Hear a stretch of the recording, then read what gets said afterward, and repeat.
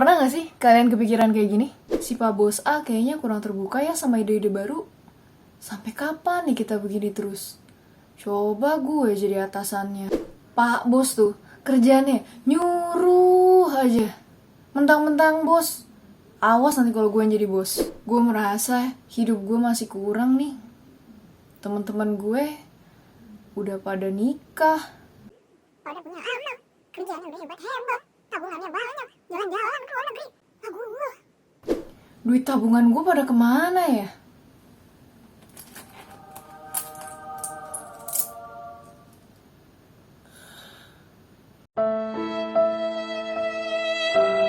Kamu pernah ngalamin hal tersebut? Atau malah sempat keceplosan? Ada gak sih buku-buku yang bisa jadi referensi kita untuk ngadepin hal-hal kayak gitu? Ada. Selamat datang di Ribuan Review Buku bareng Andin. Karakter di usia 20-an adalah optimis, idealis, tidak percaya akan kegagalan, dan bimbang dalam mengambil keputusan. Kali ini, gue akan rekomendasiin ke kalian buku-buku yang bisa jadi referensi untuk menghadapi situasi dan kondisi tersebut. Yang pertama adalah The 360 Degree Leader dari John C. Maxwell. Buku ini merupakan rekomendasi buat kalian yang baru aja bekerja atau usia 20-an yang mulai berpindah-pindah tempat kerja dan mulai fix atau menyukai di suatu lingkungan pekerjaan. Buku ini rekomendasi banget buat kalian. Karena di buku ini kita dijelaskan bagaimana untuk bisa memanajemen atau memimpin dari tengah, dari middle level. Nah, biasanya pada middle level ini kita memiliki dua fokus, yaitu fokus untuk memajukan atasan dan mengembangkan bawahan. Nah, di buku ini dijelaskan sekali bagaimana caranya kita menghadapi berbagai macam karakteristik atasan atau pemimpin dari organisasi kita. Di buku John C. Maxwell ini juga diajari adanya beberapa kriteria dalam kepemimpinan, mulai dari tanggal rights, relationship, result, reproduction, dan yang terakhir adalah respect. Jadi, dari berbagai macam tingkat suatu pemimpin dalam organisasi, kita juga di sini diajarkan bagaimana untuk menyikapinya. Dan John C. Maxwell ini memberikan tips-tips atau penjelasan-penjelasan yang mudah dimengerti oleh kita. Di buku John C. Maxwell ini ada juga informasi mengenai bagaimana sih cara kita mendevelop bawahan atau bekerja sama dengan baik dengan rekan kerja kita, membangun suatu hubungan yang harmonis dalam perusahaan. Di sini juga dijelaskan bagaimana caranya menarik simpati atasan. Jadi kalau ada rekan kerja atau rival kerja kalian yang mencuri hati atasan, kalian juga tahu bagaimana menyikapinya. Di buku ini, John C. Maxwell ingin mengajarkan kepada kita bahwa untuk memanajemen dengan baik atau menggerakkan suatu perusahaan, kita tidak perlu selalu harus ada di posisi teratas di perusahaan atau organisasi tersebut. Percaya atau tidak percaya, keberhasilan dari suatu organisasi tidak melulu karena adanya kejeniusan dari orang tertinggi dalam perusahaan tersebut, tetapi juga karena manajemen yang baik dan orang-orang yang terlibat di dalamnya.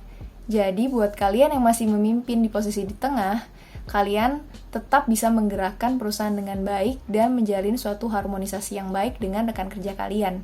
Yang kedua bakal gue rekomendasiin ke kalian adalah The Subtle Art of Not Giving a F*** dari Mark Manson, atau di Indonesianya adalah sebuah seni untuk bersikap bodoh amat.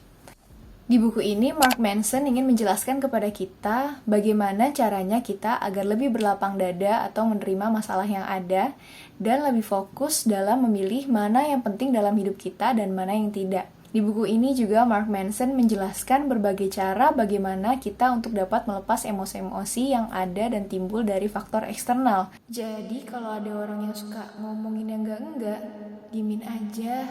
Kalian bisa pilih kok emosi kalian sendiri. Buku ini gue rekomendasiin banget buat kalian di usia 20-an yang masih sering mencari jati diri dan meminta validasi dari orang lain. Buku ini bisa membuat kalian lebih percaya diri menjadi diri kalian sendiri dan tidak banyak mendengarkan apa kata orang lain. Yang ketiga adalah Rich Dad Poor Dad dari Robert Kiyosaki. Iya, gue tahu ini merupakan buku dari sejuta umat dan holy grail gue banget dalam segi keuangan.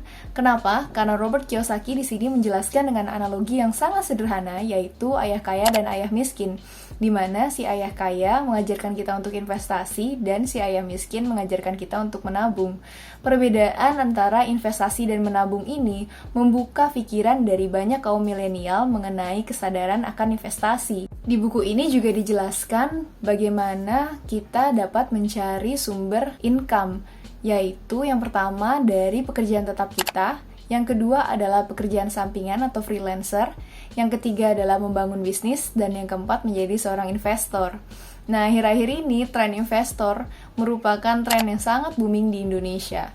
Menurut gue juga merupakan salah satunya peran dari buku si Robert Kiyosaki ini. Nah, gimana buat kalian tertarik untuk investasi kayak Robert Kiyosaki? Nah, gimana review dari 3 buku tadi? Di buku pertama, kita diajarkan untuk mengembangkan karir dan bagaimana kita membangun harmonisasi yang baik dalam perusahaan. Di buku yang kedua, kita diajarkan untuk dapat menjadi diri sendiri dan lebih memperjelas mana yang sebenarnya penting dalam hidup kita.